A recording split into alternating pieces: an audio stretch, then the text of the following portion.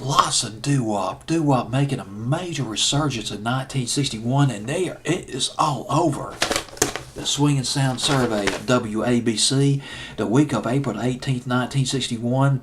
So long, goodbye to Bob Night 4 at number 11, up 3 notches from number 14 the previous week. Classic doo-wop, very obscure now, was not a hit per se on the national charts. It was a regional hit.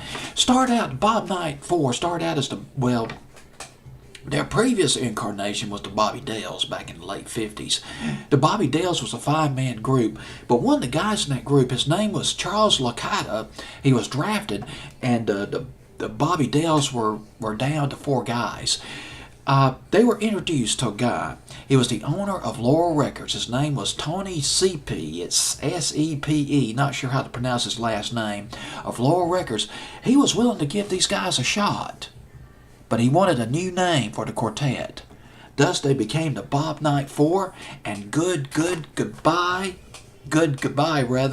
So Long came out. It was a regional hit, particularly in New York City, but it also hit in some areas in California, but was not a big national hit.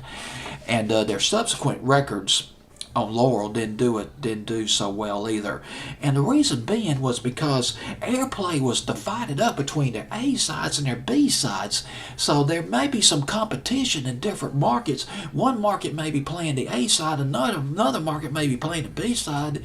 You're driving around in that 1961 Ford convertible or Chevy, and you're listening to these different songs by the Bob Night 4 and thinking, man, which one's a hit? I like all these records.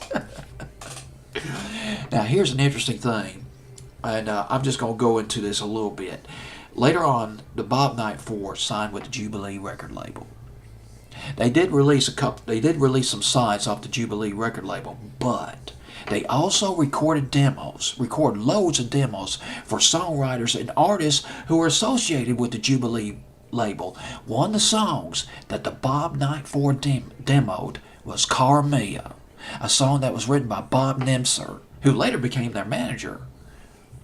That song that was demoed by the Bob Night 4, Carmilla, became a huge hit. One of the biggest hits for Jay and the Americans back in the summer of 1965. Bob Night 4 at number 11. Goodbye, So Long on WABC Swing and Sound Survey.